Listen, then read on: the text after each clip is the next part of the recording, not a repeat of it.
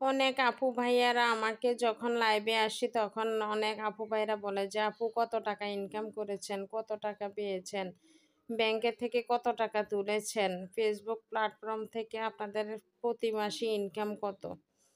তো অনেক আপুদের ভাইদের উদ্দেশ্যে বলি, আমরা যখন ফেসবুক প্ল্যাটফর্মে এসেছি প্রথম অবস্থায় কোনো টাকা পয়সা কথা মনে করতে পারবেন না, কারণ ফেসবুকে আসাতে কি প্রথম অবস্থায় কি টাকা উঠাতে পারবেন? কখনো না। এই ফেসবুক প্ল্যাটফর্মে অনেক পরিশ্রম করতে হবে, অনেক কঠোর পরিশ্রম করার পরে সফলতা একদিন আসবে। যারাই ফেসবুক প্ল্যাটফর্মে কাজ করে তারা অবশ্যই বুঝতে পারবেন যে কতটা শ্রম দিতে হয়, কতটা কষ্ট করতে হয়, দিন রাত খাটিয়ে পেজটাকে বড় করতে হয়, তারপরে সফলতা। তো আপনাদের সাথে এই কথাটা কেন বলছি অবশ্যই আপনারা বুঝতে পারবেন।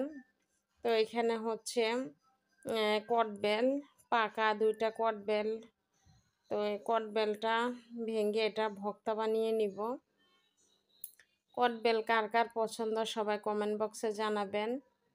তো কেন এ কথাটা বললাম প্রথমে যে এ টাকা পয়সা নিয়ে বা ফেসবুক থেকে কত টাকা পেয়েছি, অনেক আপু ভাইদের প্রশ্ন যদি আপনাদের যদি জানা থাকতো তাহলে এমন প্রশ্ন করতাম না।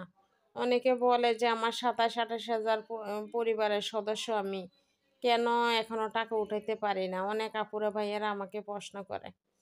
তো প্রথম অবস্থা ফলোয়ার দিয়ে কি হবে? আপনার ভিডিওতে ভিউ থাকতে হবে। ভিউ না থাকলে তো আপনার ভিডিও ভাইরাল হওয়ার সম্ভাবনা কম থাকে। তো আপনার ভিডিও যদি পরেতে না যায়, আপনার ভিডিও যদি ভিউ নিয়ে আসে তাহলে টাকা ইনকাম করাটা অনেক কঠিন। তো এই জন্য অনেকে সবার উদ্দেশ্যে বলে অনেক কঠোর পরিশ্রমের পরে অনেক সফলতা আসে।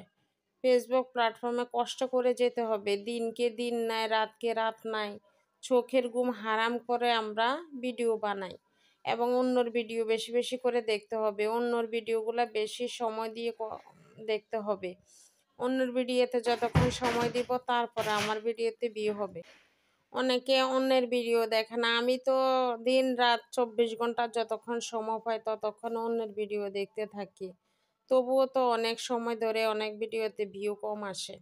তো যে সকল আপু ভাইয়েরা এমন ধরনের কথা বলে থাকেন, অনেক কষ্ট করেন এবং ফেসবুকে সময় দেন, ধৈর্য ধরে কাজ করেন, সফলতা একদিন আসবে।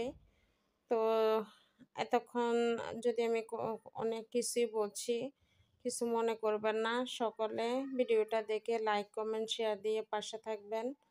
তো আমার কটবেলের ভর্তাটা কেমন লোভনীয় হয়েছে সবাই কমেন্ট বক্সে জানাবেন। তো আজকের মতো এখানে বিদায় নিচ্ছি। সবাই ভালো থাকবেন, সুস্থ থাকবেন। আল্লাহ হাফেজ।